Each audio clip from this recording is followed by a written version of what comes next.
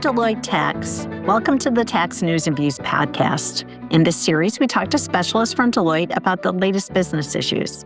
I'm Carrie Falkenhayn, your host for Tax News and Views. And today we're discussing global tax policy and what tax and finance leaders should be watching as we move through 2026, especially around topics like transparency, sustainability, digitalization, and trade as they continue to evolve in very fast-moving ways. I'm joined today by two great guests. First, I have Amanda Tickell. She is Deloitte's global leader for tax policy. She's also the vice chair in Deloitte UK, specializing in tax and trade policy. And we also have Jeff Kumar. He is from Deloitte's Washington National Tax Office. Amanda and Jeff, I'm so glad you're both here today. And just to frame the conversation, over the past year, we've seen disruptive shifts in global tax policy as jurisdictions focus on balancing inconsistent global rules, a digital-first operating environment, as well as significant geopolitical tension. And so in Deloitte's 2026 Global Tax Policy Survey, which was fielded from January through March of this year, where more than 1,000 tax director and finance executives from across 28 jurisdictions gave us some very helpful snapshots of what's top of mind for them. So, Amanda, I'm going to start with you. Given this level of change, what's the primary issue keeping tax leaders up at night right now? Hello, Carrie, and thanks for hosting us today. Well, the one big message that came through in our survey is complexity, and this is across all the themes, all regions of the world, all sectors. Tax leaders are telling us complexity in the tax system is their biggest issue. Now, we think this is being driven by a number of factors. The first is tax authorities being innovative, frankly. There are many new taxes, new levies, changes in tariff policy, new incentives, and this is all layering in the system and adding to the complexity. On top of that, we have a real drive to reporting and transparency. And then, of course, a whole new international tax system in the form of Pillar 2 with the complexities that's bringing. So if you think of those three drivers, it's probably not surprising that complexity is coming out number one. And the expectation is that there'll be more to come. And is this complexity simply a reflection of the fact that the modern world is a complicated place, or are we getting more data as the result of something like AI or other sophisticated reporting methods? I'd say you're right on both counts, actually, Carrie. There's certainly a built-in and unavoidable level of complexity inherent in any multi-jurisdictional tax system, isn't there? But I think the fact is most governments find it really hard to repeal taxes. So over time, we get this substantial layering effect. But some of it does definitely stem from policy choices, which can deliver, these really burdensome processes. And I think there's a quest for more and more information from tax authorities around the world, and coupling that with technology that tax authorities are now using, they are just asking for more and more data. But I do think there's a balance here that needs to be found between that finding, requesting, reporting data, because it costs business money, time and money to actually do this. So there does need to be a clear case for it. Otherwise, it's going to be a productivity drain. And to that point, I would add that I think we do continue to see national and multinational efforts to simplify and modernize tax systems and to provide some certainty to global tax regimes. In the survey, for example, while 88% of respondents expect to pay more tax under the Pillar 2 inclusive framework, ongoing implementation of the side-by-side safe harbor simplifications resulted in a majority of respondents seeing less complexity over time. So there is a trade-off of perhaps more tax paid, but more simplification and certainty to work with. And if one digs a little deeper, Carrie, into the survey data at that nearly 90% number, we can see that the percentage of respondents that believe they will pay only marginally more tax rather than meaningfully or significantly more tax is actually much higher in the 2026 survey compared to those results from the 2025 survey. So again, respondents seem to think that while some additional tax will potentially be paid, it is less than the amount of tax than was thought a year ago. So there is some ground for optimism here. What are other themes that are coming out of the survey this year? Well, another key area was digitalization. I mean, no good podcast is complete without discussing AI and the digital world we're all in now. But this was really interesting because 85% of tax and finance leaders think that AI is going to bring benefits to the tax function. I think that's really interesting and important. So we looked at three aspects of digitalization. There was AI in tax compliance, the extent to which tax administrations are using digital methods, and the move to e-invoicing around the world. And there was a real common thread through these. So the strongest positive statements were about using AI in tax compliance. But I would say that there was a notable statements coming out around the lag in achieving the benefits. And that's because of the complexity and costs in the short-term implementation phases. So obviously, adopting new tech can be costly. And what you've got to do is keep today's tax systems and processes working while you work out what your future function is going to look like. So there's this two-track approach in the meantime, which can actually be quite difficult to manage and potentially quite costly, but of course, beneficial in the long run. Jeff, do you have an example of that in the US? I do, Karen. As an example, let's look at e-invoicing for a moment. Overall, U.S. respondents in the survey were about evenly split between those expecting simpler tax compliance and those respondents expecting more compliance complexity. So on one hand, there are benefits to be gained here, including streamlined invoicing processes and better cash flow management. But the biggest issue continues to be the need for significant upfront investment. In other words, those initial costs in software that are needed in order to get to those digital compliance benefits. On AI, of course, a very hot topic continues to be in the US. We see a similar picture. When it comes to the use of AI in tax compliance, there are lots of benefits that are continually being identified every day.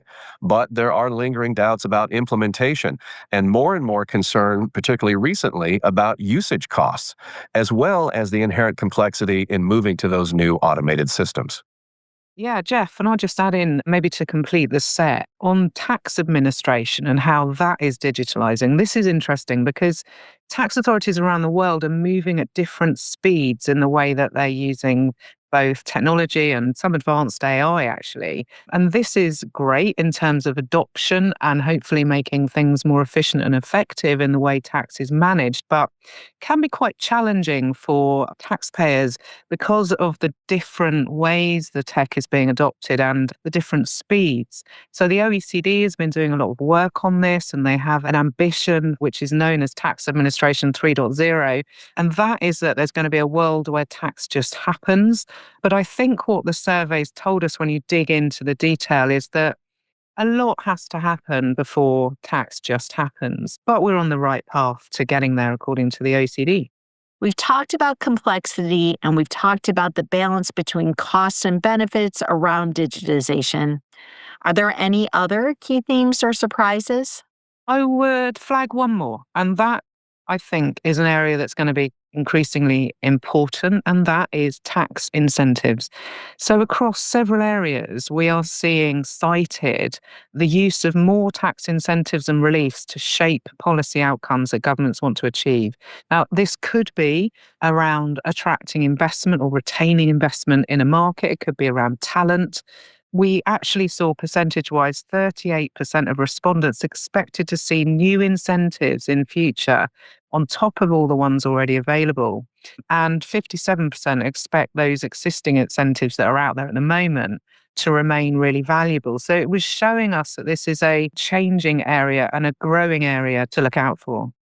And Amanda, just to pick up on one of those points that you made, incentives are also beginning to feature more and more in the evolving global mobility landscape, where 57% of respondents reported seeing an increased use of tax incentives that are designed to attract foreign talent. And what do you draw from this? The big point for me is that as the use of incentives expands and they become a bigger factor influencing those decisions around investment and location and mobility, as you raised, Jeff, business needs to be really plugged into what is on offer and where and what's coming. I think it's also a point where tax leaders, they just can't afford to think in a silo. So industrial policy, like giving incentives, is definitely on the rise in this day and age, but it can have real knock-on effects. For instance, taking big subsidies up front in a project could, down the pipe, give you a restriction in M&A activity or pitching for government projects, for instance, especially the case in Europe. So I really think a holistic view around the whole incentive and subsidy landscape, extremely important, very influential financially, but needs to be thinking all the way down the life cycle of the business. Okay, let's shift to sustainability. In this year's survey, did you see signs of any movement or maybe lack of movement towards more globally consistent, sustainable tax policies? Well, Carrie, sustainability is certainly an interesting area. While some responses indicated that it may be a fading priority, for some, the majority of leaders surveyed still considered it to be a top agenda item within their overall tax strategy planning. And just when you dig down to those numbers a little bit deeper in the survey, you find some interesting variations as well. In North America, for example, Canada in particular showed much stronger interest as compared to Latin America. Yeah, thanks, Jeff. And to circle back to that topic we just covered, the other really key issue we see in sustainability is how far businesses are making use of available tax incentives to offset the investment that they're making or encourage the investment they're making. And, globally, this broke down to 34% saying they're already accessing incentives in this area, but 59% saying they're still exploring them. So it's obviously still a hot topic. So we've got complexity, digital incentives as key drivers. And this echoes some of the conversations I've had with tax leaders about ongoing legislative and regulatory change in the global tax landscape. Their primary concern is not necessarily the amount of tax paid, but the need for greater certainty and consistency in national tax laws so that they can plan effectively over a longer time horizon. Yeah, I'm not surprised. That really resonates, Carrie. And actually, the respondents to our survey said the same. What we asked them about which elements of the tax system have got the greatest bearing on decisions to invest in a jurisdiction. And top of that poll was tax stability and certainty. And this was chosen by 29% from quite a long list of options and significantly higher than overall tax burden. As a comparison, that was chosen by around half at 15%. I get the feeling that we've only scratched the surface on what's coming through in the survey. What are some key takeaways that you would share with your clients in terms of shaping strategy in the months to come? Well, thanks, Carrie. A couple of observations, I think, as we close here. I think first and foremost is the scale of policy changes we are seeing globally. Tax leaders must be prepared and engaged with the C-suite, board and audit committees, and their external service providers. Also, the number of taxing jurisdictions where you have to track and assess reporting responsibilities and tax liabilities has increased significantly in recent years. And it's just not at the national level when we are seeing this. In the US, for example, the action is now at the state level, as individual states' budgetary limitations and policy choices can require companies to consume significant time and resources tracking new and updated tax law changes. The adoption of AI continues to be uncharted territory as well, with significant potential cost savings, but also consequences from a tax perspective, as there is little uniformity or regulatory frameworks across the various tax systems of different countries. And perhaps one final point, another area that the survey highlighted is the significant change in global trade and tariff policy. The emergence of new trade deals, the impact of increased tariffs, and the ongoing negotiations among major trading partners have introduced further shifts to supply chains and business strategies for multinational companies. I would agree. Great summary, Jeff. I'd just add that this rise in industrial policy interventions by governments around the world and how that manifests itself in the form of incentives is really critical for tax and finance leaders now.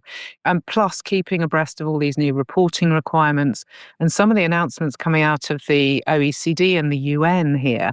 Actually, I should probably make this point. The UN is releasing some proposals this summer to provide guidance on how to tax cross-border services. So we'll be watching how countries respond to that and what the impact is on businesses. Well, Amanda and Jeff, thank you so much. This has been fascinating. I only wish we had more time. For our listeners, if you'd like to actually review the survey, go to Deloitte.com and search on 2026 Global Tax Policy Survey. You'll get it all there. You can also connect directly with Jeff or Amanda via LinkedIn. We hope you're able to join us next time. And until then, continue to be well, everyone. Take care.